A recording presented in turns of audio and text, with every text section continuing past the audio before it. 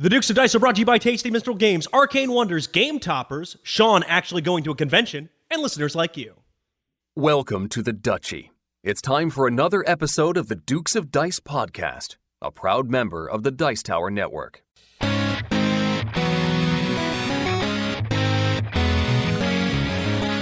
Coming to you from the Duchy in the Duke City, Albuquerque, New Mexico, and the Gateway City, St. Louis, Missouri, it's the Dukes of Dice, a podcast about board card and occasionally role-playing games. Today, the Dukes review Stonemaier Games' much-anticipated title, Wingspan, by Elizabeth Hargrave. Then Sean takes you out to a different part of the desert for Arizona Game Fair. And now, the Dukes of Dice.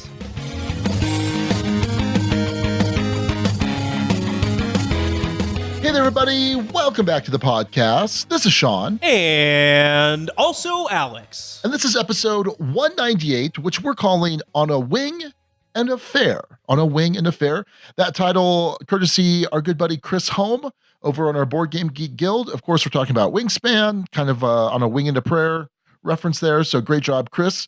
Every episode, we get help naming our episodes from our awesome guild, guild number 2008 over on BGG. And at the end of the episode, we're going to give you the runners-up for the episode title suggestions. So great job, Chris. So Alex, I think there's still time for us to remind our listeners to head on over to Board Game Geek for the Golden Geek Award nominations. Oh, wait. We forgot to promote that on the show. Oh, yeah, by currently you mean nope? Completely slipped our minds. Whoops. We missed it. We done biffed it. And in fact, by the time this episode has dropped, there's going to be the nominations is obviously over, but of course they're going to have already announced the winners. So yeah, we kind of screwed that up. I kind of screwed that up. Alex, you did some stuff to promote it, and I also put a thread in the guild. But the stuff I've typically done in the past, I have not. So whoops. We got way worse. We're not as good of a show anymore. But hey, next year. There's always next year, Alex. That's fine. No, they also were a little bit more selective with their picks. I think there were fewer overall that were nominated. I don't know if that's dead true, but that's what it felt like anyway. That's what I'm telling myself to make myself feel better. And I think with this one, you're like, yeah, of course we're not nominated. Duh. Anyway, it's all good. It's all good in the neighborhood. No, it wasn't rough. I'm more making that joke because we weren't. Anyway, it's fine. It's all fine. Everything's fine. Hey, Sean, you know what's not fine right now? What's that, Alex? My level of physical health. Uh-oh. I've been sick. We were launching a Kickstarter, and amidst that, I was heading home early and not feeling great, and still a little stuffed up, as folks may or may not be able to hear. But it's been a rough week for me for games in the lead up to this weird episode. Well, good thing we're not talking about recent plays then. That's right. We're skipping all of that. So let's lay things out a little bit for what folks can expect, because this one's going to be a bit different. So we're next after this going to go to I got my hands on a prototype copy of Oceans from North Star Games, which by the time you're hearing this, I believe will be live on Kickstarter and probably already really well funded. But I'll give you a sense of how the game is based off of my play of the prototype. Then we're going to go to our review of Wingspan from Stonemaier Games, and then Sean's going to take you out to the Arizona Game Fair, which, as of the time of this recording, we're not quite sure what he's going to get. Could be really interesting. Might even get Vital Lacerda. Maybe. We'll see. We'll just have to wait and see. Yeah, and if I do get him, I could call it something kind of like, the Grasping Room. Grasping Room? With Duke Sean. Oh, okay. Oh, does that make any sense? You can have the Holding Court name if you want. I'll license it to you for a healthy fee. Speaking of holding courts, this past week there should have been a holding court posted featuring Emerson Matsuuchi. So hope everyone enjoyed that. It was a fun time talking with him. But yeah, let's get on with the rest of the episode, huh, Sean? Let's do it. Hey, everyone. Instead of our news segment this week, I am joined by the one, the only, the impossible to pronounce name, at least when I try and do it, Dominic Crapuchettes. Did I get it right? Yeah? Pretty good. All right. Pretty good. Not terrible. I'm sure you've heard worse. I give you an A-. Awesome. A-. I'll take it. That not quite a good enough GPA to get into Harvard, but Yeah, we're building a resume here. Oh, but So, if you pay me a little bit of money, you can get into Harvard. hey, don't poke too much at that. I went to USC, and that was we're at the center of that whole thing. Anyway, Dom, for folks who don't know us, from North Star Games, designer of Wits and Wagers and Say Anything, and more relevant to what we're talking about today, Evolution, because we are talking about Oceans, currently live on Kickstarter, launched a couple of days before doing this interview, already killing it on Kickstarter as of the time of this recording at about $175,000. Dom, how are you? Let's start off with there. How are you feeling about the Kickstarter? I am very, very happy with the Kickstarter. It's great. Yeah, it's been almost 2 days, so this is awesome. And this is a game system that has seen many expansions, right? We had Evolution, Evolution Flight, Evolution Climate. We have the digital version. And now we have this whole new standalone experience. So to give folks kind of the briefing, what is Oceans? So Oceans is a standalone game in the Evolution series. And the Evolution series means adapting to a changing environment. So there have been a lot of games that have kind of looked at the Evolution theme, and they've approached it from a wide variety of areas. Oftentimes it's approached from like a wargamer point of view, which will be like an area control game. Sometimes it's approached from a Civ point of view, where there'll be a tech tree and you'll be getting better and better. And this is actually created by a biologist, and it's simulating a real ecosystem where there's really nothing at the top. There is species that are well adapted to find a niche within a specific environment, and that is an environment is continually in flux, and so are the species as they're trying to take advantage of these niches. Yeah. And it plays out exactly as you're describing. It's an ecosystem. There's the ocean spaces, kind of deep with. Well, let's explain a little bit. You have the reef set up, which is sort of the available food pile for most species that are going to forage, and then there are other species that you can attack. It's a connected ecosystem, so players can have any number of species in front of them, but every species is kind of in a big circle. Everyone can affect everyone else in this game. But the really interesting thing to me were the ocean spaces with the scenario cards on there. Can you give folks kind of a sense of how that works in the game? So let me break down. There's really 3 parts to this game. There are the surface cards, and those are 12 traits, perfectly playable in and of itself. It's a very balanced kind of tournament level type of play. And that brings consistency to the gameplay and makes it easy to teach new people the game. Then the next layer, which most people I think could take both the surface cards and then the scenario cards, the ocean scenario cards. There are going to be 2 scenario cards, which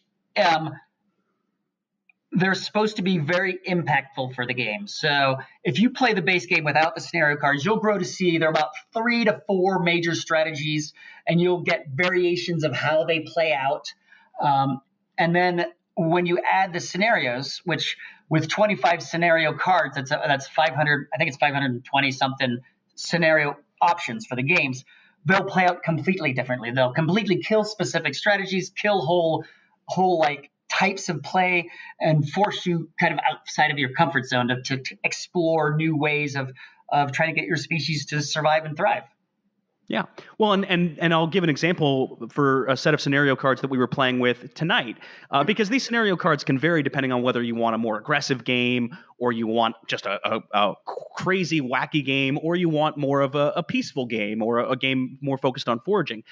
We played with a couple of scenario cards tonight where one was when the scenario card is active, you can forage from anywhere. So typically you can only forage from the reef, and that might be limited or might not have as much there.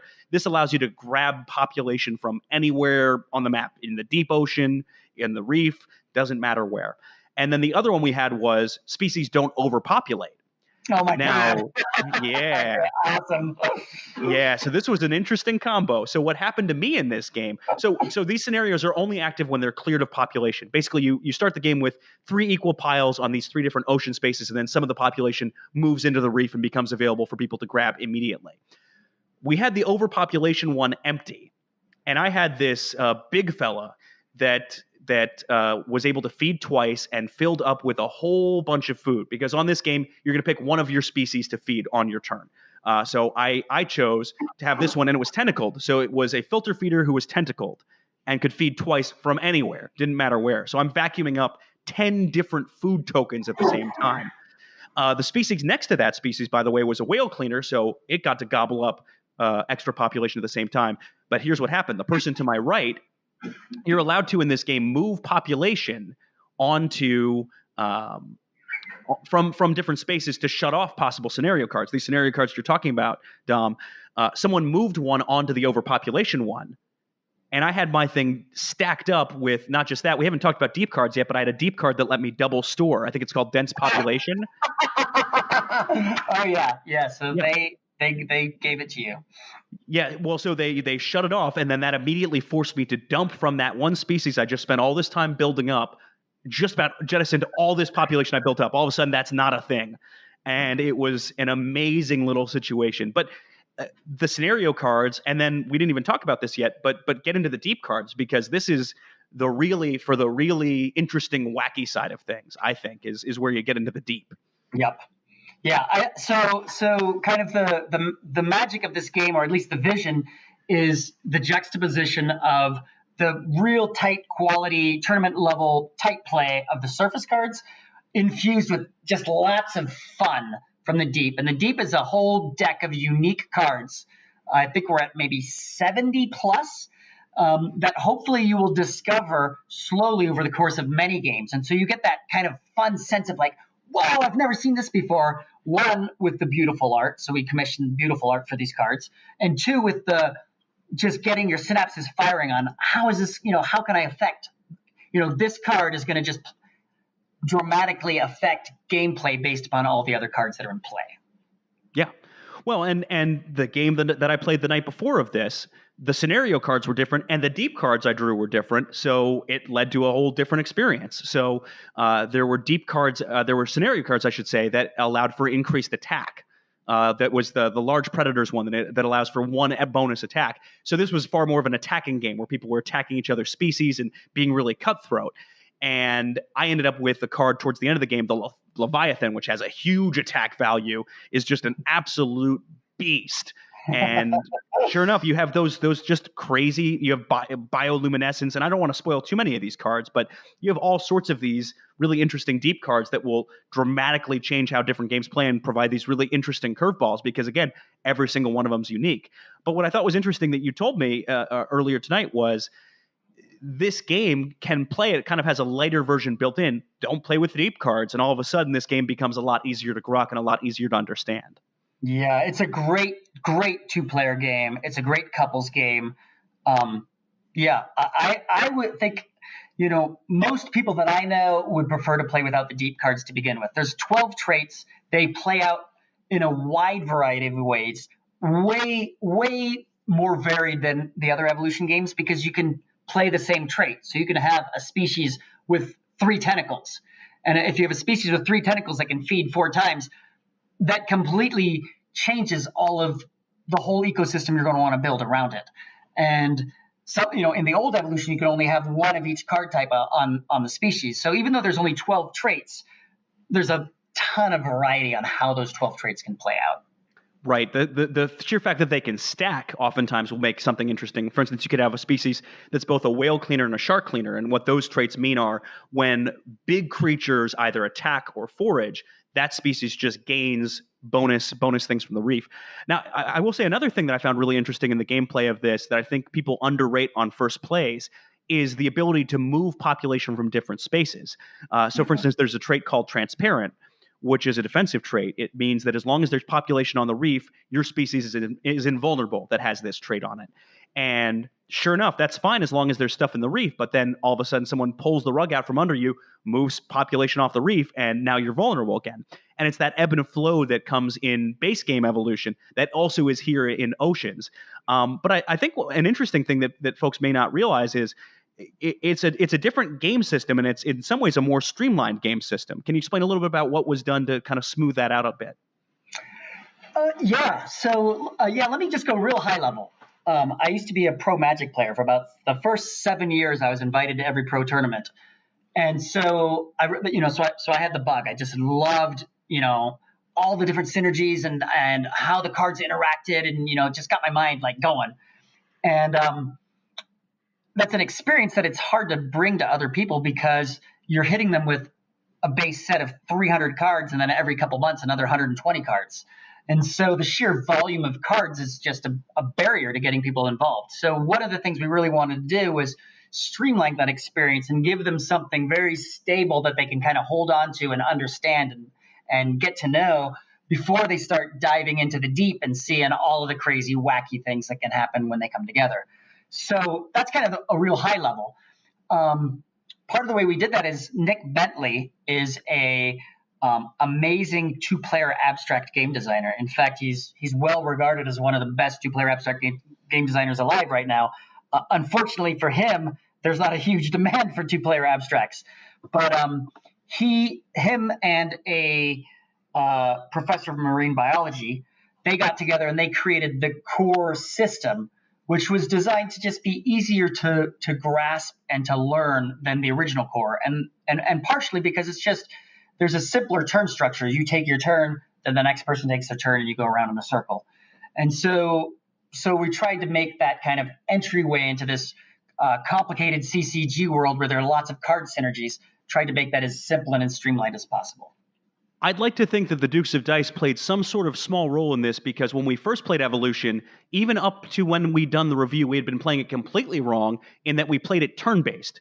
Where basically instead of playing all the cards at once, you do one thing. Okay, now you do one thing. Now you do one thing. Now you do one thing. And I feel like this game was designed as sort of a response to that. I don't know if you can confirm or deny that, but I feel like that might have played a role. I can confirm that that's how you feel. Good enough for me. Before I let you go, Dom, can you tell me more about? I don't know. I know you got the Kickstarter running right now. I don't want to jump too far ahead, but what else do you guys have planned for this system? So for the Ocean system or the Evolution series? Because the Evolution series. So we don't have anything planned for it. We have a digital game that's still being launched right now. We're giving away 10 free copies of the Evolution board game every day to 10 people who play at least one online game. And that game is free to download on iOS and Android, and you can play one free game a day online. So we're still launching that. That we might end up doing the climate expansion for that. So there's a wide variety of what we might do there, including daily puzzles, weekly challenges. In terms of the Evolution game system, we might, I've sketched out ideas for a disease expansion, which will work with flight or climate or evolution. Oh, okay.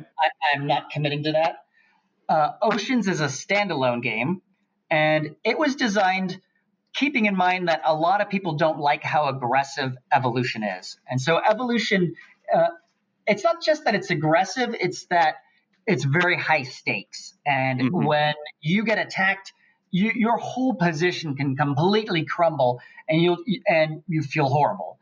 And so it was really designed for a high level, professional Magic type level play, where you know the risks you're taking and you know what risks not to take. But a new player doesn't know that and doesn't realize the tools they've been given, and so it quite frequently leave with a horrible experience. And so I'd say Evolution has stayed a niche game with a lot of people who don't like it, and then a core group of fans that absolutely love it and think it's the most amazing, game that they've played. So what we were trying to do with Oceans is create an experience where there's still a lot of interaction. And to me, that means, one of the things it means is attacking. There's also other ways to create interactions, like you were talking about with the whale cleaners and the shark cleaners. But when you get attacked, it's not very punitive. It doesn't hurt your position very much. So, and the reason I like interaction is it makes the game a game that you're playing with people instead of a solo activity that you're doing, on your iPad or your phone. So there's a lot of interactivity, but every time that your populations get fed upon by the other species, it doesn't really crumble your position. And basically the way we did that is that we don't allow extinction to happen until the end of your turn. So if someone brings down your population to 0, you still have a turn to bring all their populations up before aging. And there are actually, with experienced players, I'd say very little extinctions that take place during the game. And even with inexperienced players, the only reason that you would have any extinctions is from really trying to expand into 4, 5, 6 species. At least that's right. been my experience. If you overstretch yourself, then you can get yourself into that position reasonably easily. But I also found that even when you lose species, it's not the end of the world in this game. That there's plenty of ways to come back with cool combos, and in many ways, the deep cards can allow for that too, which I found pretty satisfying, pretty rewarding. Yeah. Well, Dom, thank you. Yeah. Anything else you want to add on the Kickstarter that you think is important for folks to know? Nothing, Alex. Thank you for covering this. I really appreciate it. No, thank you for sending a copy my way. It's been a ton of fun to play, and I'm excited to see the final production version when that thing is ultimately made a reality, which it will be, because hey, the Kickstarter is really well funded.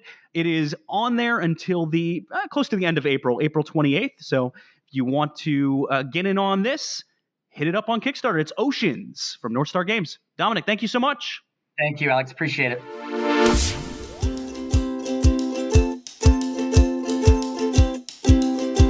So, Sean, I like recording the podcast with you, but man, it doesn't feel right if I'm not doing it at a proper table. Right now I'm sitting at this dinky square kitchen table. It's kind of cramped. I don't feel like if I needed to roll dice, they just kind of clank around and it just wouldn't be a satisfying experience. So I feel like I could use an upgrade. Oh, well, perhaps a game topper from our good buddy Berkey would be the right solution to your particular problem, Alex. Is that right? Well, good thing I actually already have one of those fine things. Oh, perfect. And really enjoy using it. So is this a solution to a problem that you no longer have? When I move in with my girlfriend Abby, it will be a problem I will no longer have because I'll bring this game topper over here and then I'll have that ready to go either when I'm podcasting or checking some dice or playing games or whatever else. It can convert the benign kitchen table into a fun gaming experience at a nice, affordable price. And if you order now, every single game topper comes with 5 pounds of Berkey jerky. Ooh, does it really? No, I actually don't think that's a deal. Yeah, we probably shouldn't say that. Would make me more likely to buy a second one because that jerky, I can't get enough of that jerky in my life. Mwah! That's all I have to say about Berkey's jerky. Also, mwah, that's what I have to say about his game toppers. Berkey, you are a mwah kind of guy. Be sure to check out Game Toppers over at GameToppersLLC.com. So, Alex, do you recall playing the multiplayer worker placement game Yokohama by our fine sponsors over at Tasty Minstrel Games? Boy, it was so long ago, and yeah, of course I remember. It was an awesome game, Sean. An amazing game. Yeah, we both enjoyed it quite a bit. So I was excited to hear that Yokohama Duel, which is all the rage nowadays, take an awesome game and then put Duel on it, and now you've got a sweet 2-player game. And I think that's what's going to happen here, don't you? Oh yeah, no, this looks great. So this will be coming to Kickstarter in late January of this year, so keep your eyes out for that. Yokohama Duel is a 2-player worker placement game that lasts 4 rounds, with each player taking 4 turns each round. The game includes 10 different areas, and each area can be used only once each round. Workers have certain powers, but they can only be used by people with low power. To gain victory points, players must complete the order form, build shops and trading houses, clear custom goods, and dedicate the church. At the end of the game, whichever player has more points is the winner. So if you fancy yourself a merchant, you might want to go prepare some funds to invest in a copy of Yokohama Duel, coming soon from Tasty Minstrel Games.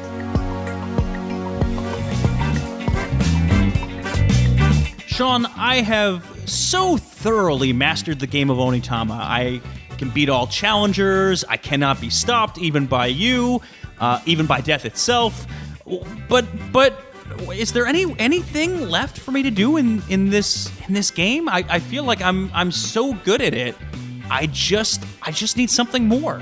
Well, Alex, I don't know, because you haven't yet seen my wind spirit. Your wind spirit? Yes, my wind spirit. I have a devastating wind spirit, Alex, that all should avoid. Because the wind spirit gonna mess you up. All of the New Mexican food, Alex, gives me a ferocious wind spirit. Well, I don't think that kind of wind spirit is maybe as useful as you're thinking. The wind spirit that comes, though, in the new expansion for Onitama, Way of the Wind, can add some pretty interesting possibilities. It's an impassable piece on the board that can move using certain of the technique cards. Some of those cards will make it very, very, very tricky. You can't move into it, you can't move onto it, but it can move into you, and if it does, it switches places with your piece, and if it does that, it might put you in a pretty vulnerable position. So beware of the wind spirit in Onitama Way of the Wind, now available from fine retailers, from our partners at Arcane Wonders. This week, we're talking about a game that's seemingly harder to find than the long-extinct dodo bird. But is this a game that takes flight, or is it a game that is as flightless as a penguin? We're talking Wingspan.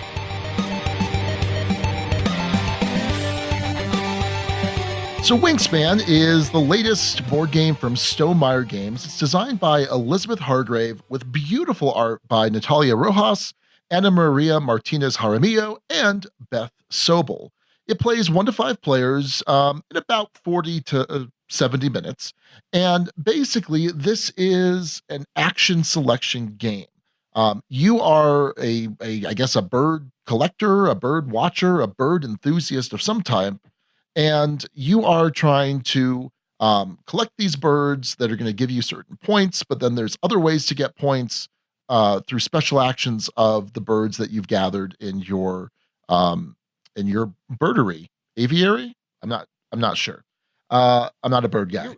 You're running a sanctuary. You're like running I believe a birding habitat. So the game is going to be played over 4 rounds, and each round you're going to take a certain number of actions. The first round you get 8, and then 7, 6, 5. So there's fewer number of actions that you get as the game goes on.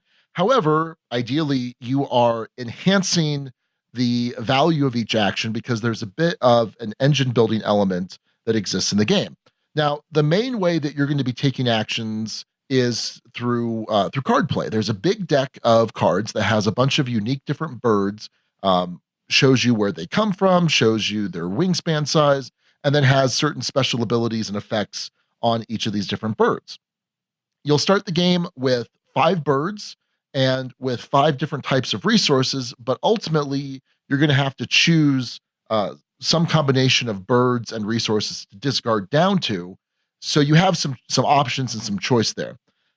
Also in front of you, you have your player board. And on your player board, there are 3 different rows. There's the row for gaining food, there's the row for laying eggs, and the row for drawing more bird cards. And in each row, there are different slots. There are 5 slots where you can lay down cards in that particular row that is going to enhance that particular action as the game goes on. So those are 3 of the actions, and of course there's a 4th action, which is where you actually put a bird in a row. So let's talk about those actions. Now, bird cards, when they're in your hand, they have a cost and resources that you have to pay, and you'll pay those resources that you've collected previously, and you'll place them in the leftmost spot in a row of your choice, although there is a restriction. Some birds can only go in certain rows. So the top row where you gain food, that's the forest. The second row is the field, that's where you're going to lay eggs. And then the third row is the river, which is where you're drawing cards. So you have to kind of keep in mind where they're able to go. There's also an additional resource of eggs. So as you build out further to the right in a given row, you're going to have to pay eggs that you've also previously collected to be able to play those birds. Now, when you play a bird, it might have a come into play effect where it says, when you play this bird, do this, draw a card or place an egg on another bird or something like that. It may also have an ongoing effect where whenever you take the action of the row you've placed it in, it's going to trigger that, making that action more powerful. And then it could also have an ability that triggers on other players' turns as well. So lots of interesting little options there. So that's the first action, playing a bird from your hand into the habitat. The second action you could take is to gain food. And this is an interesting little mechanic. Basically, there is this little bird feeder, birdhouse in the middle, and you're going to roll, it's like 6 or 7 dice. You roll the dice in there and it shows different symbols for the different types of resources.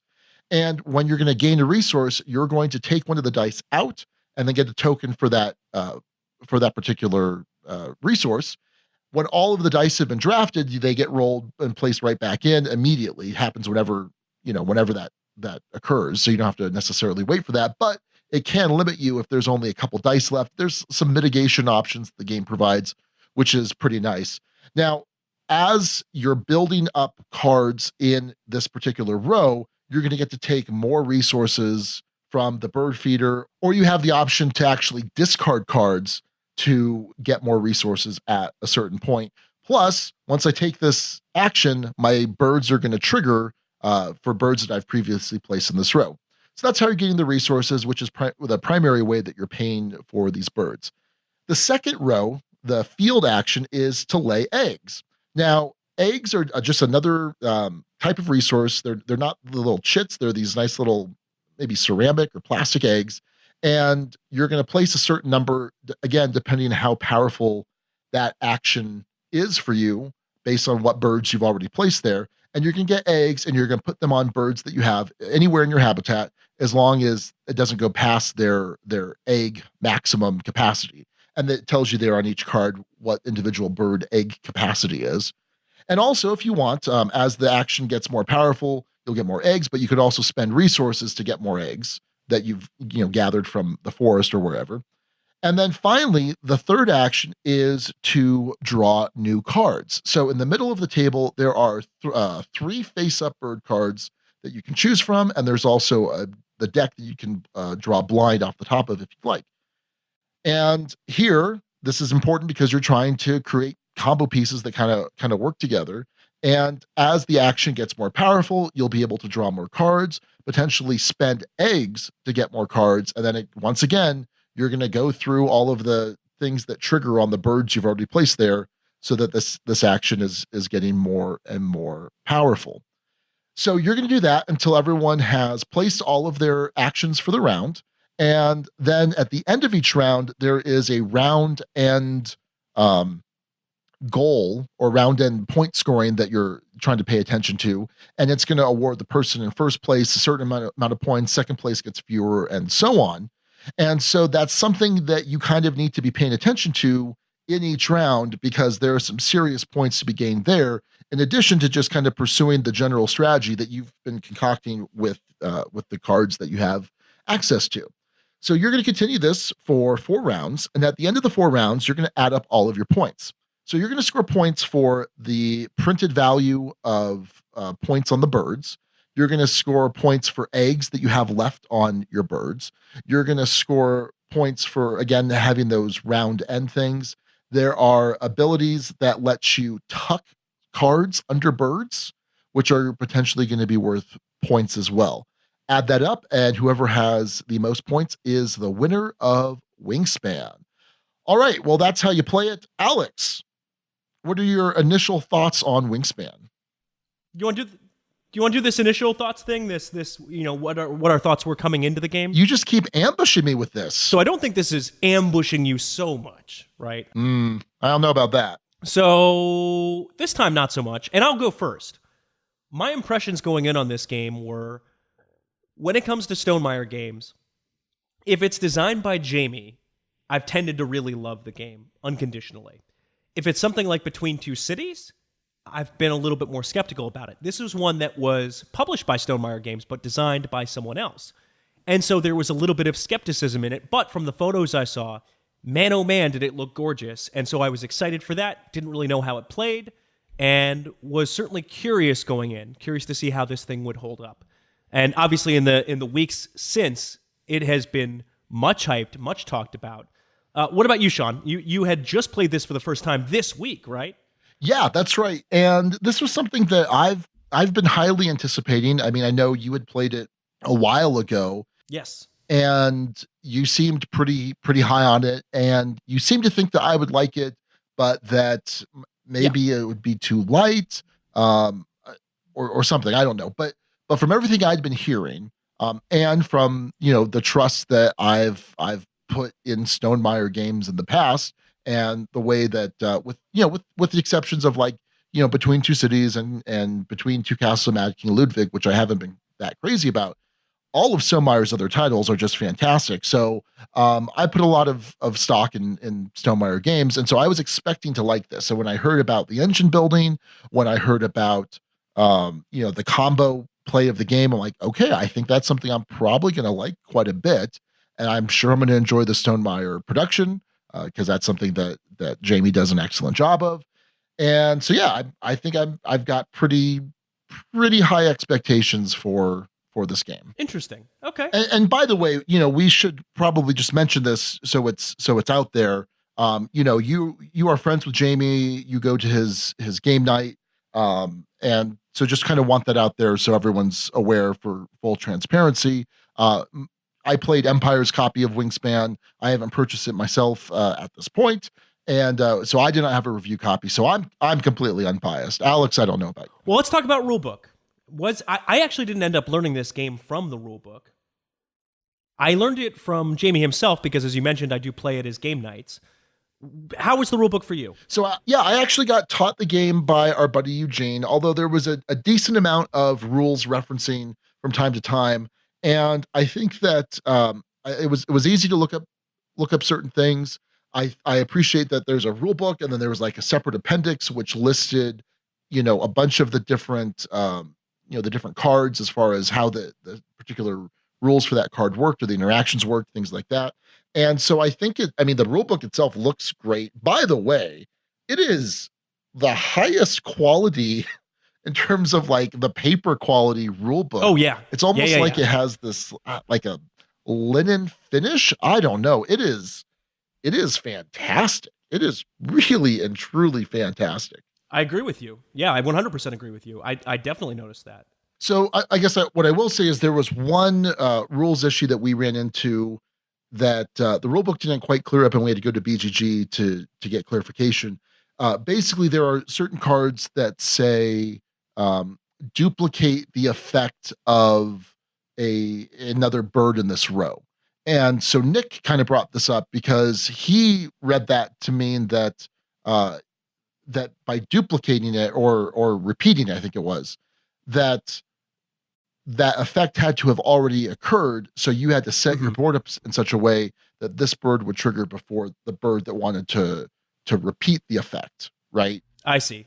Okay, interesting. And so he painstakingly took that effort to do that, whereas Rory didn't really think about it in that way and just kind of did it however he wanted. And so that kind of came up, and it turns out that it is not required that it be set up in a certain order, that it just does that ability again. Yeah, I think if the word was maybe, I don't know, duplicate or copy or something like that, that might have come in handy. It wasn't anything that we ran into, but I could see how that would be confusing. So yeah, not a huge deal, and we were able to figure it out. And I know that on one of the BGG threads, Jamie kind of gave some reasoning as to why he went with this word as opposed to a different word. But it was something that came up. Again, not a huge issue. I'm not dinging the game for that in any way. So yeah, Alex, what did you think about the rule book? I mean, again, I didn't really have to reference it or use it all that often. So I don't, other than commenting on the incredible paper quality, I don't know if I can comment on how it's organized or anything like that. I just never had to learn the game from the rule book. Sure. Yeah. I will say, just to kind of reiterate, I kind of want to use this rule book as toilet paper. Just so you can just kind of feel it all the time? Not because the rule book's bad, but because, again, the quality of the paper is just so nice and soft.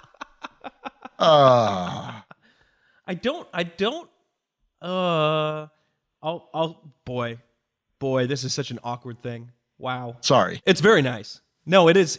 It's very smooth. It's very appealing. There's no doubt about it. Hey, let's talk components art, because at least for me, this was a true standout, certainly from a components perspective. I was absolutely blown away by this. I mean, you're talking about the wooden dice are really nice.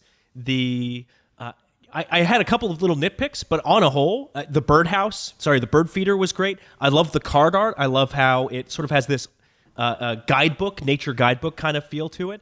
I know for some people I've talked to who I played this with, they were kind of turned off by that. I thought it fit the game perfectly and worked really well. What did you think about the look in this? Oh yeah, no, it's incredible. I mean, that's one of the things I talked about. This expectation from Stonemaier having a fantastic production, fantastic art design, and this certainly meets that expectation, easily.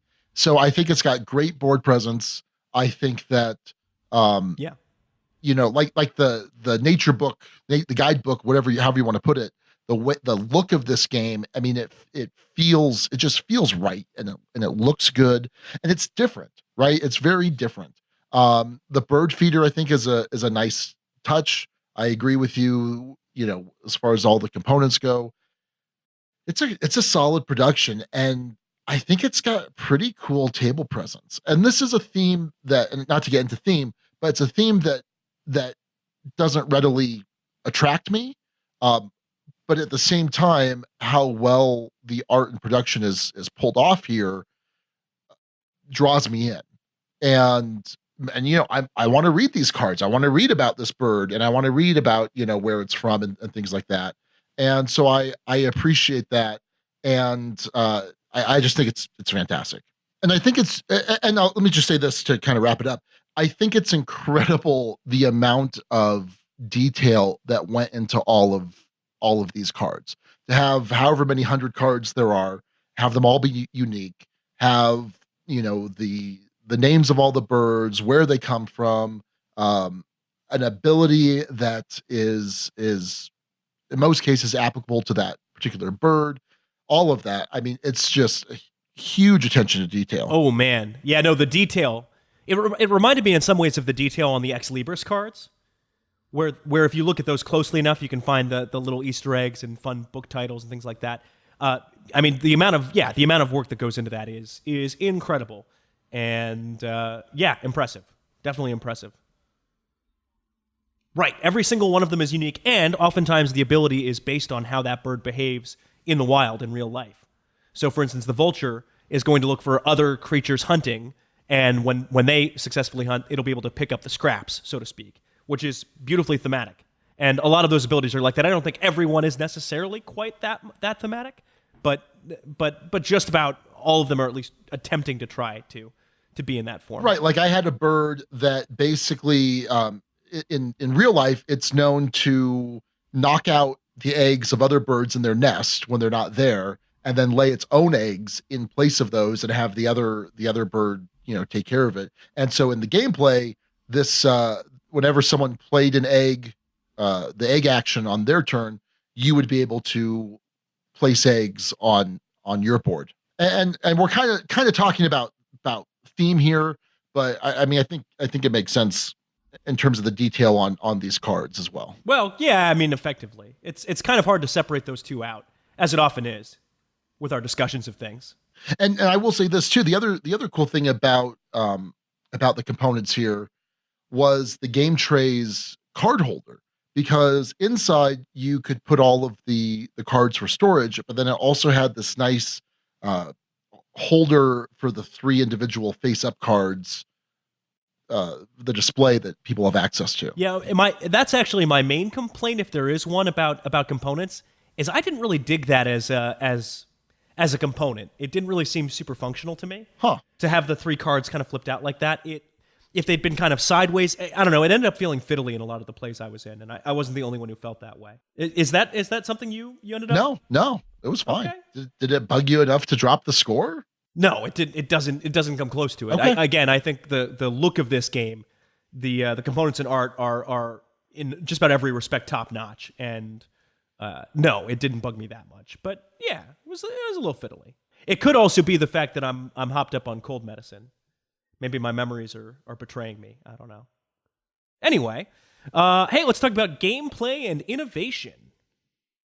Sean, yeah, to you, was this a Gizmos killer? Did I hit the nail on the head? Was I correct? Yeah. So when you had first told me about this, you had said this game killed Gizmos, and Gizmos was a game that we had reviewed, that we had both enjoyed quite a bit.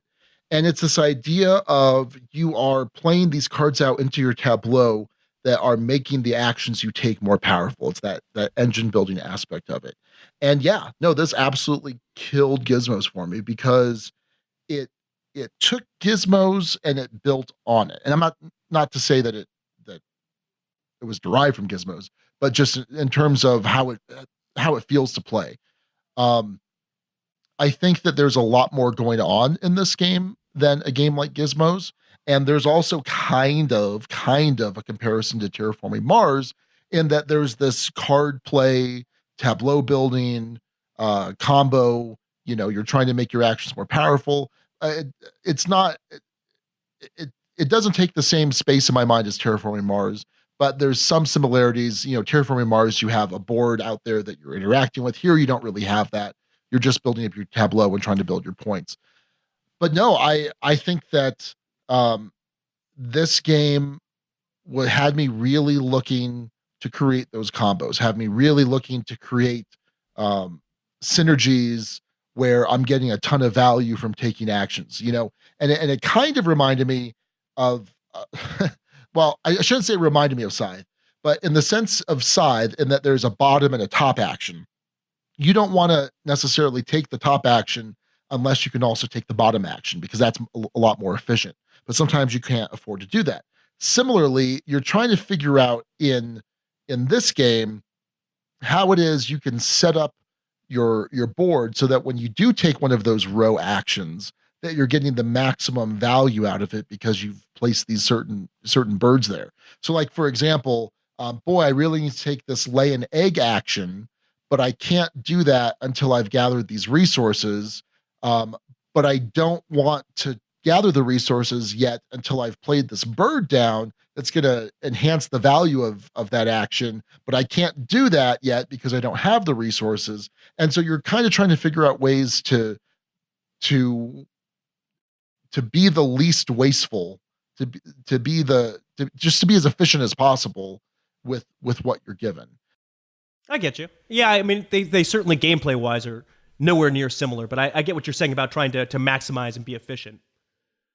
Yeah, I get that. So one of the things I really liked about this game was the diminishing actions.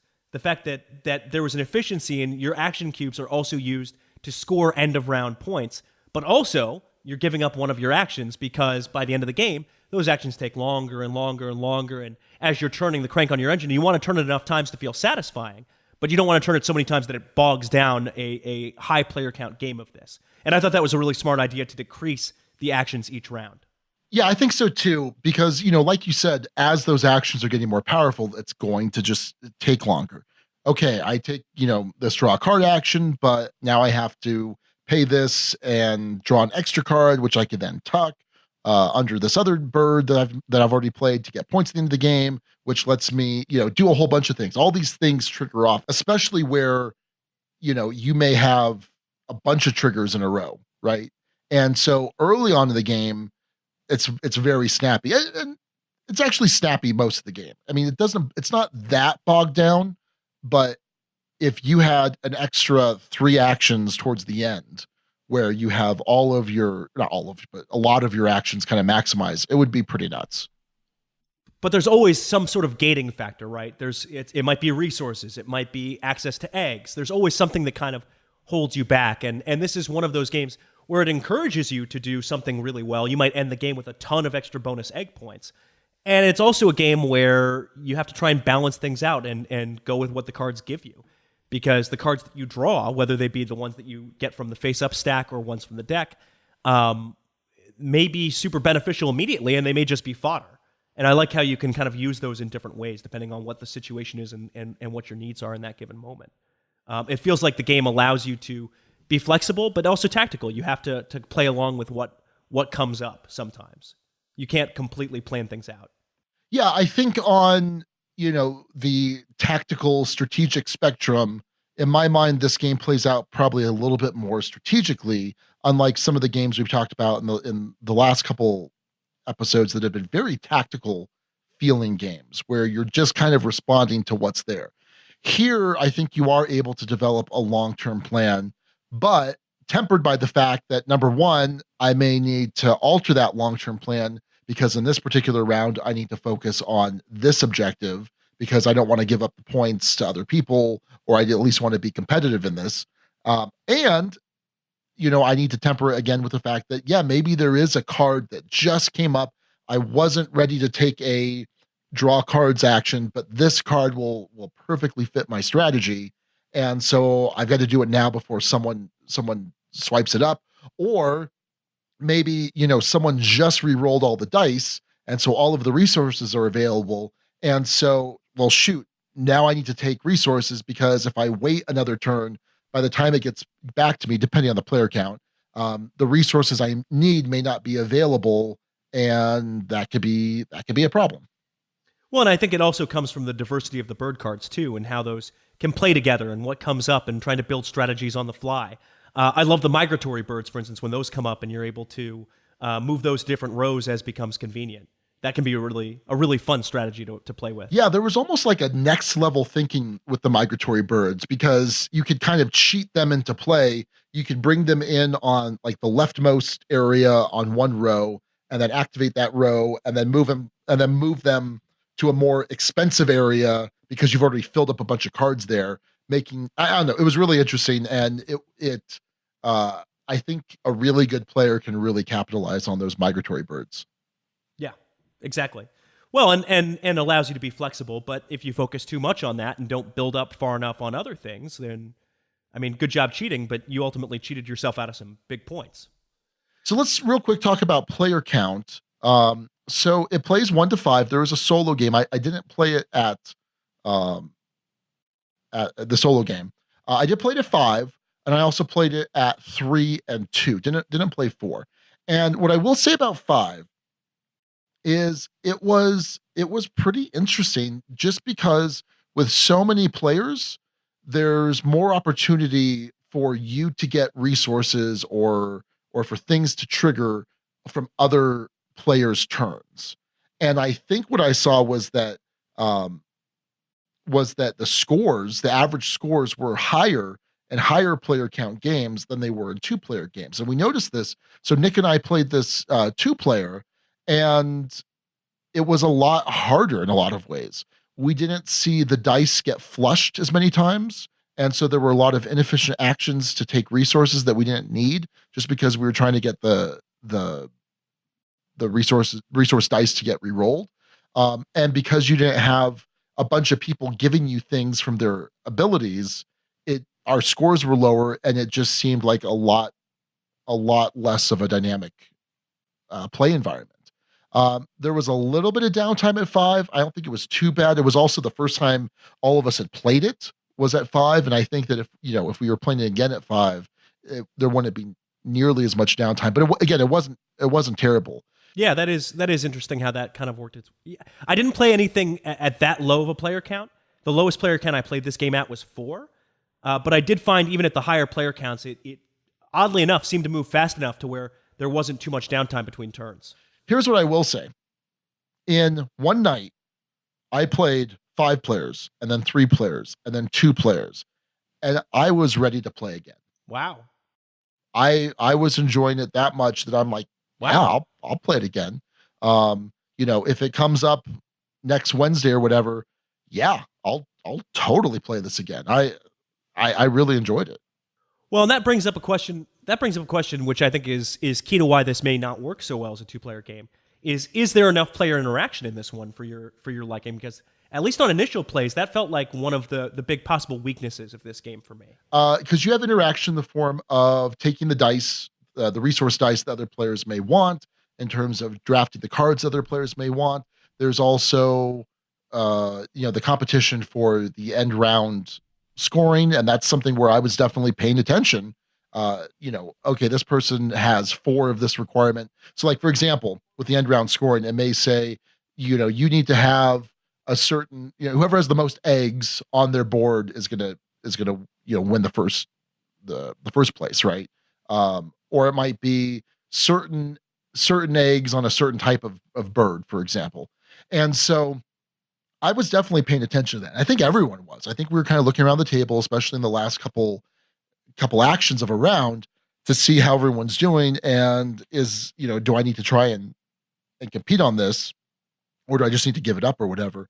So yeah, I think there's a decent amount of interaction. I mean, there's certainly kind of a multiplayer solitaire aspect of this where you're building up your tableau, but at the same time, sometimes you're getting a random card from somebody. Sometimes you're getting some other type of resource from somebody that you weren't expecting to have on your turn, and now that changes your plans a little bit. So yeah, I think there is a decent amount of player interaction here. Yeah. Well, and that's pretty much the only spot where the interaction comes up. There's some amount of you're hoping that someone else might be successful in their hunt so you can benefit. There's some amount of hoping that someone doesn't take that one resource you might need, but the cards that you have in hand and the resources you need to pay for them are pretty well hidden. So that's not something people are going to necessarily know you need or not. So yeah, I could see that as a 2-player game not being quite as satisfying, whereas in a 5-player game, there's at least that competition over the end round scoring. So yeah, that makes sense to me. Now, Sean, does this avoid, because you mentioned you wanted to play this again after playing it 3 times in a row. Clearly, this has seemed to avoid some sort of midweight Euro-itis. What is it about this that had it do that? Well, so I guess I wouldn't call this a midweight Euro. This feels more like a card game, combo game, kind of like a Race for the Galaxy. Although this has obviously a better production than Race for the Galaxy, there's more of typical board game components as far as the resources that you're tracking, your player board and things like that. So it doesn't feel like a midweight Euro. It feels just more like a card game to me, with some board game elements. Does that make sense? I mean, there's worker placement and worker efficiency as part of that as well, right? The activations, the placing the workers. That's not really. Yeah, well, I wouldn't say this is like worker placement, because it's not like there's shared action selection that you can cut people off. It's just a way that you're denoting, how many actions you've taken, how many you've left, what you've done, things like that. Really, it's more action selection in my mind. I get what you're saying. Yeah, it's not a big area where you can block other people from action. Okay, fair enough. So yeah, I mean, ultimately, I don't put it in that category of midweight Euro, if that makes sense. I get what you're saying. It's because it fits into that different category and doesn't feel like a Rajas of the Ganges or one of those types of games. It can feel more satisfying. Is it also because maybe it's a little bit faster of a game? Yeah, I mean, how snappy this game is, how quick this game plays. I mean, 40 to 70 minutes or so, that's pretty accurate. So that definitely helps it. But it's the kind of game where I'm happy to play probably a couple rounds in a row because it is so quick. Hey, theme. We kind of touched on this earlier, but it feels pretty thematic, doesn't it? Oh, it really does. I mean, and yeah, like you said, we talked about this, but just the way that the birds are designed and how there's some level of interaction between their real life behavior and some of the card play. I mean, it's not perfect necessarily, but again, I'm not a bird expert by any stretch of the imagination. I guess the only disconnect in terms of theme for me was, well, I don't know, because I was trying to think like the different actions being related to different habitats, the forest, the field, the river. Like, why is going to the river get you more birds? Why is going to the field lay you eggs? I mean, I guess going to the forest to get resources, I guess maybe that makes sense. But ultimately, yeah, I think it was certainly more thematic than not. I don't know if that's necessarily so tied in, but there is the certain birds that go in different habitats, I think are somewhat tied into the habitats they'd be in. Well, and also let me add on. It's possible that we don't have enough knowledge to poke holes in whether it's thematic enough or not, right? Sure. I don't know enough about birds to know whether the north-breasted titwit has the appropriate effect on it or not. Right. But in the cases where I noticed it seemed to line up, and I thought that was cool. So, hey, the Guild had a lot of thoughts about this, none of which I copied into the show notes, so I'm just going to read all of these. How about that, Sean? Sounds good to me. Jimmy DM90 says, I've played it 3 times. Like all Stonemaier games, the production is top-notch and the design is polished. Still, I don't quite love it. With the luck of hunting effects and card pulls, the game can feel a bit too random for me. and the end round goals just aren't as exciting as they are in some other games, perhaps because they're also similar and relatively easy to achieve. It's between a 4 and a 5 on the ducal scale for me. And I will say this, with the bonus cards, I found those more engaging sometimes than the end round goals. Trying to, especially on strategies that were bonus card heavy, trying to get the right birds to accomplish those, I found to be pretty satisfying. But the end round goals, maybe sometimes a little flat? I don't know.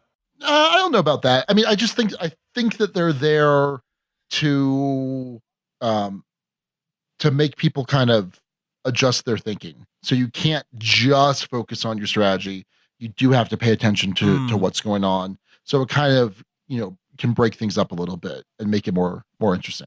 Tim Tix says, regarding the game, I received my German copy on Friday and only got to play it once solo. Interesting, I haven't played it solo. The wait is perfect for me, and I really appreciate the unusual theme and the production value. I like the tactical play and the relative ease of assessing what each card does. This might be a ducal 6 for me. Of course, that prediction is only based on that one play, but it's a 5 for sure. All right, let's go down to Ben Coberly. He says, I've played Wingspan 3 times now. I really enjoyed it and have tried different strategies each time and can say there are definitely multiple ways to win. It's basically multiplayer solitaire, but having the cards that allow you to get a bonus on other people's turns or watching what food is in the bird feeder, along with really quick turns, keeps you engaged the whole time. I really like how you lose an action each round. This makes you be that much more efficient each round, as well as keeps the game moving forward. I think most engine-building games get bogged down towards the end, and can get either A, boring, or B, too much to handle that results in a lot of AP. Wingspan seems to fix that problem. It's also really easy to teach. My one negative is the randomness of the card draws and dice. There's probably some house rules you could do to quote-unquote fix that, but it's just a minor thing. My group hasn't felt it necessary to attempt it, and we play the game as is. Sean, did the randomness bother you at any point in this? No, not at all. I mean, I when it's a card game, I'm okay with a certain amount of randomness. I'm expecting a certain amount of randomness. I think in general, I'm okay with randomness in certain types of games. So no, I thought it was fine. I like having to dig for certain cards. I like that there are mitigation aspects in terms of, like spending 2 resources to be a resource of any type. So no, it didn't bug me. Well, and I find whenever I play Keyforge, that desire to dig is pretty strong, and the randomness doesn't bother me, and that certainly doesn't bother me in this game. In fact, it can be delightful when you see someone continually messing up on getting that one resource they might need to build a specific bird card or activate an effect. So, Nate Simons with the other side of this thing. The marketing of this game being sold as a Terraforming Mars meets Gizmos had me so amped up to get this to the table, I could hardly contain myself. Then I read the rules. Maybe I was missing something, but I just didn't see the dynamics of the engine building inherent in the gameplay mechanisms that were outlined in the rules. I recall the segment that Jeff Engelstein did in his Game Tech series around emergent gameplay, where he basically states that some gameplay mechanisms just can't be described in the rulebook. Surely this was the case with Wingspan. I put this on the table with a full complement of 4 people, and it was a slog. The engine building itself sputters to a start by limiting your card selection. Even after getting a few good cards that complement each other, the game turns into more of a spamming exercise in the 1 or 2 card combinations that play off of each other. To top it all off, while I appreciate the theme and the artwork, ornithology is not something my game group was clamoring to see a game created around. Granted, I only played this game once with my game group, but I just couldn't force myself to spend more time and effort on this title, when I'd much rather bust out a game of Gizmos or even Splendor and feel super satisfied with the engine I had constructed. I traded this away. I still see the accolades and hype this game is receiving and have to wonder if maybe I missed something. But time will tell. Perhaps in a year when no one is playing Wingspan and Gizmos has announced its 3rd expansion, I'll know I made the right decision. Ooh, shots fired there. Nate Simons gives this a 2 on the ducal scale. Doling out the harshness. Wow. The Guild had a ton of other thoughts on this, and I'd really like to read all of them, but I kind of just went in order. Mostly 4s and 5s from what I could see. A lot of people really enjoying the look of it and the theme of it and the feel of it. I will say BJ mentioned that for him, his game group, the joy of it faded pretty quickly and that he's hoping for an expansion. I know that there's a European Birds expansion that's in the works. Anyway, and there may be more as well. There's certainly plenty of room for more unique birds because the world has a ton of species of birds. But instead of reading through all of those, which would take a very, very, very long time, let's just get to final thoughts and ratings. Sean, I am very, very, very curious. Where'd you end up on this one? So, I mean, as is clear from the review, I did enjoy this a lot, and I think it did live up to the expectations. It did kill the game like Gizmos, which was something that I enjoyed, and I think I gave Gizmos a 5, if I remember correctly. So if that's the case, then this game is at least a 5. And by the way, here at the Dukes of Dice, we rate everything on a 6-point scale. A game that's a 1 is terrible. A game that's a 6 is an all-time favorite. That's a contender for your top 10. So I'll tell you this: this is not a 6 for me. It doesn't have a chance of making it into my top 10, but it's still quite good. And so certainly it's going to be a 5. It's going to be a pretty high 5. There's a lot to like about this game. Just repeating what I've said, the production value is fantastic. The attention to detail with all the bird cards is incredible. And I just respect the monumental effort that must have went into that. And then the gameplay is great. I mean, the combo, the synergies, the efficiencies that you're trying to build, the engine building. I love engine building games, and this does this really well. So, yeah, it's a very solid 5 for me. And by the way, 5 is a great game. We'll rarely turn down a play of it. This is something that it's easy enough to get out. It's easy enough to teach. And I think it's just fantastic. I will say that I probably will not play this at 2 players again.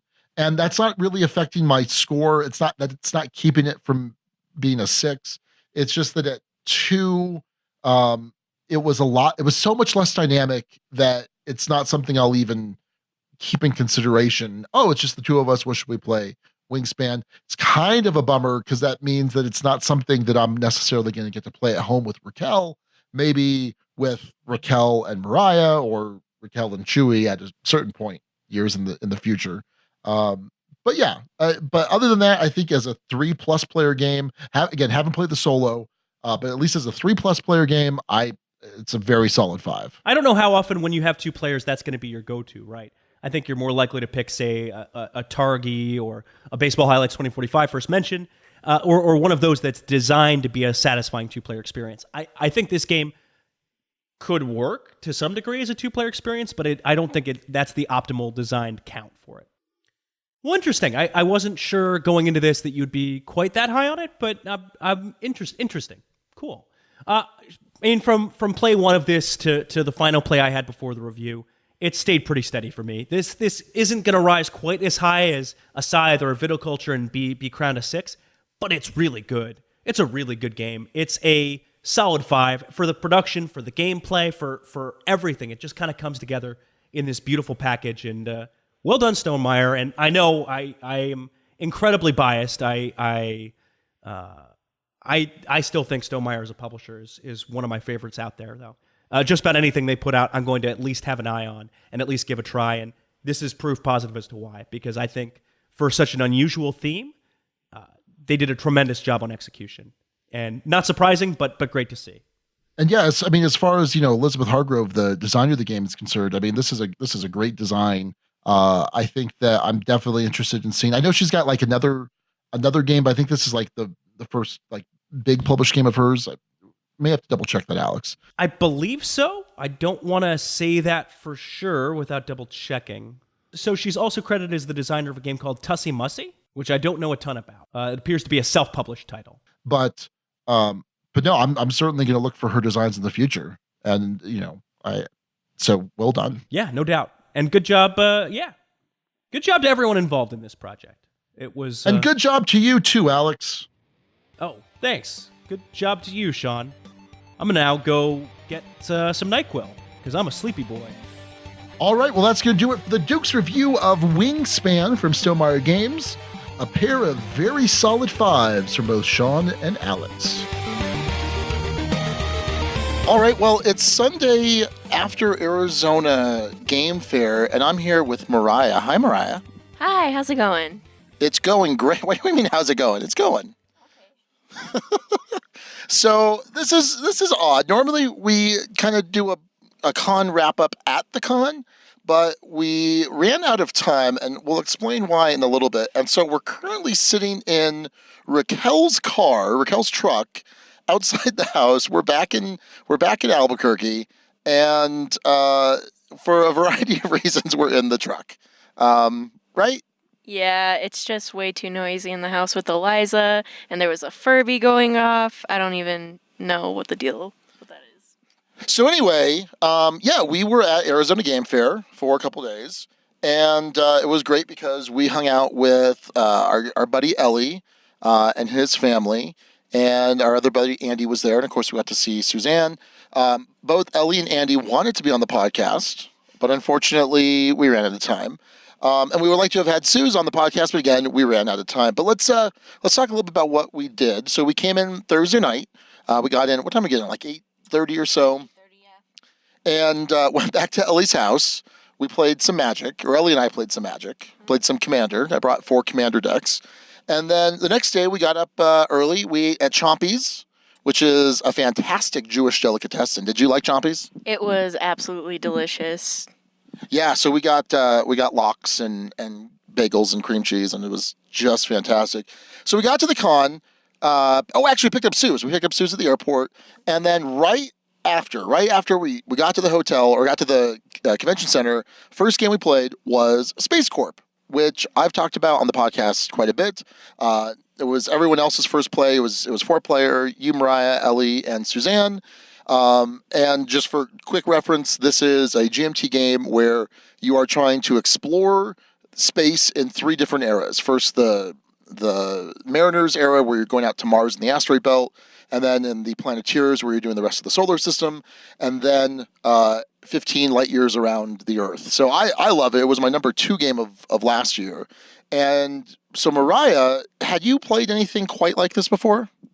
No, I don't think so. And I didn't think it was going to be a game that I would like just because of the length. And also, you just talked about it all the time. So, I was really impressed with it. And I was glad that I got second place because I normally don't place high in games that I try for the first time. So that was really cool. And it was fun playing with Suzanne and Ellie. Yeah, I came in a distant last. Yeah. It was, I feel like sometimes when I'm teaching a game, I either will do really well or I'll do really poorly because I'm kind of making sure everyone's doing their thing. But I did terribly, and Ellie actually wound up winning. But yeah, you were really close behind him. Like 2 points? Yeah, like 2 points. So yeah, I'm glad that you liked it. So is this something that you would play again? Definitely. It wouldn't be something that I play frequently, but it is definitely something that I would play again. I was really impressed. Wow, I'm impressed that you're impressed. So after that, we had some dinner, and then Suzanne. So Suze had like so many obligations this convention, which was awesome. So she left us. We were sad, but then we went, got some dinner, and came back for some Terraforming Mars. Yes, I love Terraforming Mars. I've played it quite a few times, and it was fun. So this is like a space night or space day, Friday. We play a lot of space games. Yeah, we really do play a lot of space games, and I'm not sure if it's like the theme that I like. I think they're both like they're different games, but they're both amazing in their own ways. So. And so the cool thing about this particular play of Terraforming Mars was I have yet to play with any of the expansions. We own all 15 or however many of the expansions there are, but I have yet to play any of them. And we got to do the Prelude expansion, which I believe was the second expansion. So there was the alternate boards, the Hellas expansion, and then Prelude, where it introduces some new corporations and it has some new cards for the deck, but also it kind of lets you further customize your corporation by giving you some additional starting production and starting resources that you get to kind of choose from. Do you think that you would play with the expansion more often now, or do you think you like just the base game? No, I think Prelude is great. I thought Prelude, it kind of gives you a little bit of a leg up in certain ways and kind of helps develop your strategy. And from what I've heard from a lot of people, like so there's the Colonies expansion, which introduces more colonies in like the outer solar system. But I definitely need to try the rest of them, and I really did like Prelude. I think I would probably always teach with at least Prelude at this point. Okay, interesting. Yeah. Yeah. So that was it, right? That was it for the night. We went back to Ellie's house. Ellie and I played some more Magic.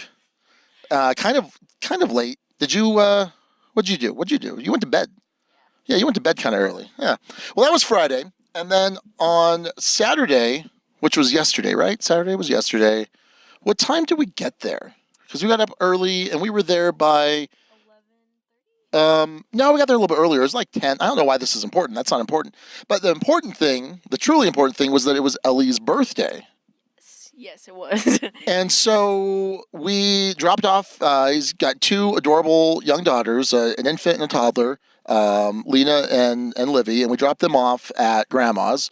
And then Ellie and his wife Jess came to play. We met Andy and his kids, Asher and Nicholas, and we played one of my favorite games of all time, the Resistance Avalon. Although it was actually the Resistance, but we played with an Avalon markup thing that we did because we needed Merlin. We got 3 games of that in. Yeah, we also played No Thanks just in between rounds, which, the kids obviously really loved it. But Avalon was really interesting. Andy and his kid Asher were both what's against King Arthur? The spies or yeah. Yeah. And so they played one round as the spies, and then the second round that we played, I was a spy with them. And so it was kind of interesting. And then in the third game of Avalon that we played, I convinced Andy that I was Merlin when I was really a spy. And it was kind of really funny because it threw everything off. But yeah. Yeah, that's awesome. I love that game. The social deduction games are not a big hit at Empire with our Dukes group, which is fine. But I still really enjoy those. And we also get to play that with Seth Jaffe, who is the designer of Eminent Domain, and he works for Tasty Minstrel Games, one of the one of the sponsors of the show. And what's cool, what was really cool was I'd met him before years past, but I got to hang out with him a lot. At last year's Arizona Game Fair, we played a bunch of games together, and it was really cool to hang out with him, and it was cool to see him again and get to play some more games with him. And then after that, we were looking for a 5-player game, and he was like, hey, let's bring out Puerto Rico, which I haven't played in like 5 years, 6 years probably. And this was your first time playing Puerto Rico, which is kind of an action selection game. What did you think of Puerto Rico? I really liked Puerto Rico. So I think I kind of judged a book by its cover, like when I first looked at Puerto Rico. So it's like an old Ravensburger cover, which all look dull and boring and gross tans and not great components, right? Yeah. And so when, once things started coming out of the box, I was like, oh, okay, yeah, I think I can, play this. And as we got through the game, I didn't win, but I know what I need to do next time. Like the buildings. I need to get more of the buildings next time and save my money a little bit better. But yeah, definitely want to play it again and see how I do with those skills now. So we don't own Puerto Rico. They have Puerto Rico at Empire. Is that something we can just be fine with Empire having, or do we need to own Puerto Rico? I think it's something that would be fine with Empire having, because obviously we have a lot of games on the shelf that I want to prioritize playing more, and also games that I think I like a little bit more than that. But yeah, definitely want to play it again though. So after Puerto Rico, couldn't remember what it was called for a sec, we met back up with Suzanne, and she said, hey, let's play some Magic. And I was like, oh, do we have to? So she's like, well, let's play Pack Wars. And so if you don't know what Pack Wars is, basically you buy a booster pack, and you add in 3 basic lands of each type, shuffle it up, you don't look at the booster pack, and you just play a game of Magic with this really crappy booster deck and just see who wins. And it's kind of funny. There's some fun discovery of what you get. And you're like, oh, cool, that's my rare, or that's a good uncommon. So, Mariah, you have played Magic in the past a couple times, right? Yeah, I think there was only one time that I really remembered playing though, and honestly, I haven't been too keen on wanting to play Magic just because Sean talks about Magic all the time. But yeah, anyways, I ended up playing Pack Wars with them, and I think I'm gonna try playing Magic a little bit more. So we'll see how that goes. Interesting. So what was really cool was we actually did the Pack Wars with the latest master set, which are kind of premium reprints that they do to kind of infuse the singles market, so that some of the older formats have more staples than are available otherwise. So it was interesting, and Ellie actually, for his birthday, his pack contained a foil rare that was worth like $50, which he wound up selling back to the dealers for like $25, a Rashat and Port, which is very helpful in Vintage and Legacy, but that's about it. So while you guys were kind of playing other games of Pack Wars, Suze and I decided to buy another pack, and this time we got the unstable packs. So there were three, this is the third unset. So there's Unhinged, Unglued, and Unstable, which is the silver bordered Magic sets. They are not tournament legal. They're not for use in standard Magic, and they just do really weird things. Like, for example, I had a card that says, this creature has flying as long as you are holding it above the table. Or there's things like there were these contraptions that you had to like build and assemble. There were, man, I don't know. There was like a card that had protection from other cards with two-word names, which is really weird. So it's just like a really weird, goofy set.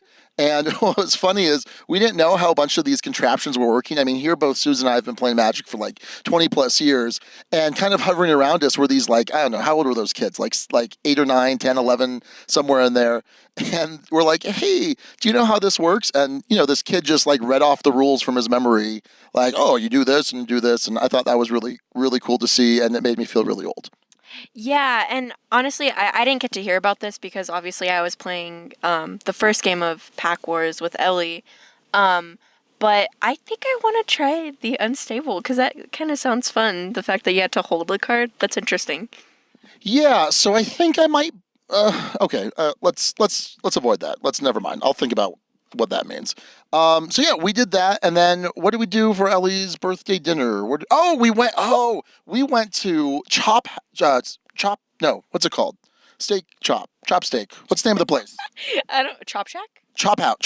Oh my goodness. No, not Chop Shack. Wow. All right, I'll think about it in a second. Basically, growing up in high school, we would leave campus for lunch, and this is one of the places we would go. Fantastic Chuck Box. There we go. Fantastic hamburgers at Chuck Box, and the location up by our school closed, but there was one kind of in the area, and we went there for kind of old time's sake, and it was good. It didn't live up to the expectation, but it was still really good. A really good burger, and it's this cool, like, it's this long line, but they make the burgers on this like wood grill in front of you. And did you like it? I did like it. Obviously, I don't think it was the best burger I ever had, but it was definitely a good burger. I know you said that it was better when you guys were younger, but yeah. So then we went back to the con, got another new play-in of a game called The Estates from Capstone Games, and this is part of their Simply Complex line of games. And this was a really interesting auction game where you are auctioning off these different blocks of buildings, different colors that have different values. And if you're the first to place a particular color in the city, you're going to have ownership of that particular color. And then you're trying to kind of manipulate the auction so that you can kind of build over someone's color, so that your color is on top and you're going to potentially score points for it. There are certain prerequisites or requirements rather for things to score where you have to completely fill in a particular row, but then you can adjust how many buildings are required for that row up or down. And it was really interesting. I liked it a lot. We had some problems. I was teaching from having just read the rules, and we kind of had to muddle through initially, which I think caused a little bit of frustration for you and Ellie. Yes, definitely. Because me and Ellie said that we want to give it another shot, but it's just we were so frustrated, and I think we were kind of tired too. And but yeah, I think the most frustrating thing for us was it wasn't the building contracts. What was it? The little cards that you get from the get-go? Yeah, the stock ownership or the ownership certificates. Yeah, the ownership certificates. And so we realized that we should have prioritized getting those more in the beginning, and also that we should have stashed money aside too, because towards the end of the game, Sean had a lot of money stashed up, and not only that, he just had a lot of money in general. So, well, I was pretty good at manipulating the auctions. yes, he was good at that. But yeah, I think just because we didn't really understand the beginning as well as, later in the game, I think that was just the most frustrating thing for us. But do you want to go ahead and talk about what happened after that, or? Yeah, sure. So after that, we decided to go back. We went to the supermarket to get some beer, and there we got our beer. We got some mochi. Ice cream. Yeah, but what was really interesting was the register attendant, the clerk. So he had a very clear New Orleans accent, and BJ from Board Game Gumbo would know all about that. He was from Shreveport, Louisiana, and he was just kind of cracking wise, like having fun with the customers, people in front of us. He was having fun with. He was like, talking to us and having fun. He was just really, really nice guy. And then all of a sudden, he's ringing us up, and he breaks out a harmonica. And he starts like singing the blues and like singing about what we're buying and purchasing, and it was pretty crazy. I know at one point he was talking about chicken thighs, and he was just so funny. And Ellie's retelling of the story later in the night to Andy was even funnier too, because he was like, Yeah, Ellie was on the harmonica, and then I was singing the blues, trying to recreate how the incident happened.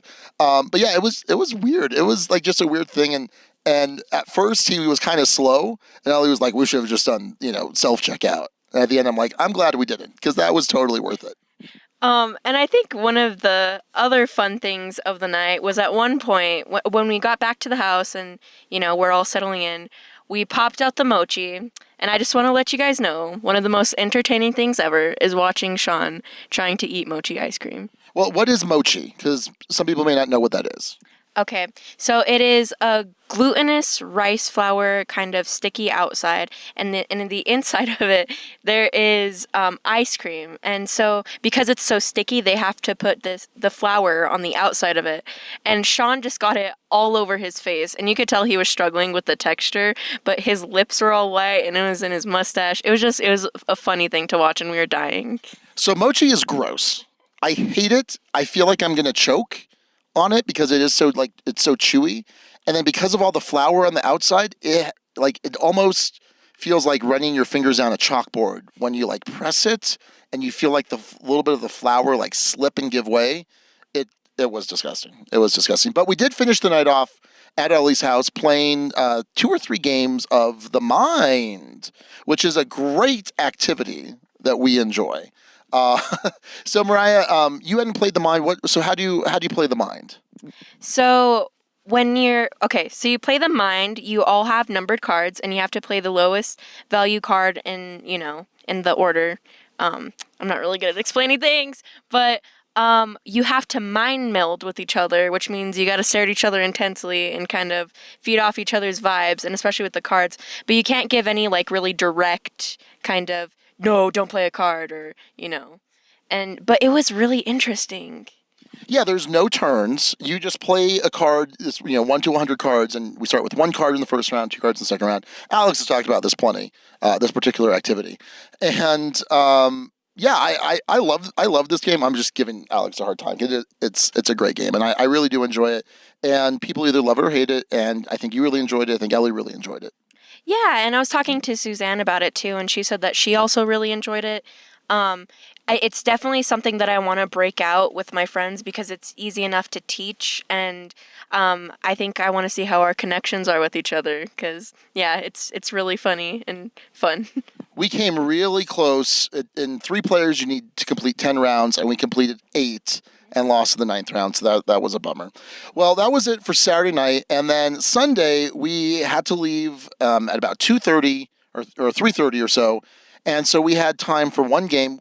This was the big game. This was something that we played with Andy and Ellie and Mariah. You were playing. Ellie's brother Ike came, and then a friend of Ellie's from Florida, Dan. He was there too. So we had 6 players, and we played my number 1 game of all time, Kemet, which normally only plays up to 5, but we finally played with the new Seth expansion, which adds a 6th player and creates a 1 versus many game. And in true normal fashion, I was Seth, and everyone else was working together to try and find me. This was awesome. I freaking loved this. It's already my favorite game. It's been my favorite game for years. And what was really cool is the Seth player is able to have a lot more, gets a lot more powerful actions than everyone else. Everyone else kind of gets fewer actions, and I have my own access to these purple power tiles. If I could take some other power tiles, and the turn structure, the way it works is like Seth gets to take a couple turns, a couple actions, and then all of the alliance players get to go. They decide which order they do it in, and then I get some turns, then they get some turns. And basically, the object is for Seth to get 8 or 10 battle points. We did 10 just to make it a little bit more difficult for me. And the alliance players have to do 3 things. They have to erect these temples out in the desert, which are going to give them certain bonuses, but it's also a prerequisite for winning. They also need to create the great sacrifice, or the great, I forget what it's called, but basically they have to spend 10 prayer points, which is the currency in the game, 10 points per person, with certain discounts if you've done certain things. But that's a huge expenditure. That 10 points per person. They could split it up as they want to. That's just the total. And then either they have to have amassed 6 permanent points, victory points, or invade Set's city. And I won, which was awesome. But I thought this was great. Now, Samurai, you have never played Kemet, so you don't know anything about the one versus, or everyone versus each other competitive. This having been your first experience with Kemet, what did you think? I thought it was definitely I thought it was really fun. I wasn't expecting to like it. I guess that was just kind of a lot of games at the con. But I guess I have a question for you, like following up. I can understand and see why this is your favorite game. It's just the time length for me. That's just something that's really hard for me, How often would you play this game? Like, if whatever amount. I don't know. So it's interesting you say the time. So we got this done in about 3 hours, which usually when we play Kemet at the cons, it's usually like a 4, sometimes 5 hour.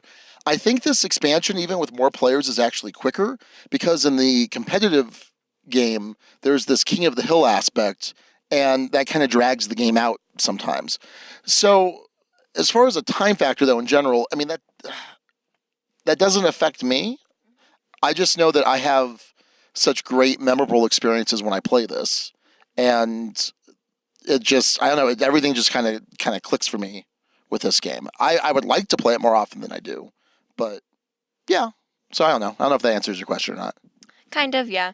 And I will definitely say the gameplay was memorable, and I did enjoy it. And I will play Kemet again, just probably not for a while, because I think I'm kind of burnt out of long games. Yeah, and that's fair. So, okay. So after the con, oh, by the way, that's why we're here, because here in the truck recording, because Kemet took too long, and we're like, well, we don't have time. We got to get to the airport. Let's do a quick recording. And then Ellie's like, no, we got time to eat. Let's go get something to eat. And then we barely made it to the airport just as the flight was starting to board, basically. Like, so no time to spare whatsoever. So good job, Ellie. But you got us there, even though there were accidents we had to navigate around on the way there. So let me ask you something, Mariah. What were your overall thoughts about Arizona Game Fair? I really liked it, and I definitely do want to go again, because it wasn't super big and overwhelming. Because I have been to, what was it, Dice Tower Con? Yeah. Yeah, in Florida. And I'm not saying Dice Tower Con wasn't fun, but I think I definitely had a lot more fun at this con, just because it was kind of like more family people, and getting to see Suzanne. I felt like there was more time to do stuff, in my opinion. But yeah, I was really impressed, because we've been to, what was the Colorado one that we went to? Conclave of Gamers. Conclave of Gamers. And I was in the hotel a lot of the time too, but I really wasn't too impressed with that, because I didn't get in too many games that I wanted to play. So let me ask you something else. And by the way, I thought Arizona Game Fair was awesome. You weren't there last year, but they had the same venue but a different area in it, which really made it feel more like a con, I guess, because there was like this big ballroom type thing, and I thought it was great. I thought it was fantastic. So I'm always surprised how you wind up liking and enjoying like heavier games or just games in general, but you don't really want to play games that often. Yeah. So I can't tell you 100% what it is. I think it has a lot to do with the players, like the people that we're playing with. And not saying that I don't want to play with you and Mom alone, but kind of. Okay. Well, but would you come to Empire more often? Definitely. I would definitely come to Empire more often. And I was actually going to see if maybe I could start trying every other week. Okay. Well, cool. Well, that does it for our look at Arizona Game Fair. I had an awesome time, and I'm very sad to go back to work tomorrow. Yep, I'm sad to go back to school tomorrow because I have an essay due. Well, let's wrap this up, and you can go write that essay. All right. Thanks, Mariah. Thank you. Also, the word of the day is yeet. Yeet, yeet. Thank you so much for listening to the Dukes of Dice. Today's episode was recorded in the Duchy on several dates in March 2019. Our theme music provided by Carbohydro M from his Prime Legacy album. The Dukes of Dice are a proud member of the Dice Tower Network. For other great board gaming podcasts, check out DicetowerNetwork.com. And for all the latest in the Duchy, go to DukesOfDice.com. Find us on Twitter at Dukes of Dice. Join in conversations on our Board Game Geek Guild. Find us on Facebook and subscribe to our YouTube channel. Thanks to our sponsors, Taste of Minstrel Games, Arcane Wonders, and Game Toppers, LLC. You can check out all of TMG's titles at playtmg.com. Arcane Wonders find games at arcanewonders.com. And learn more about Game Toppers at gametoppersllc.com. We'll see you back here in 2 weeks. Until then, game on.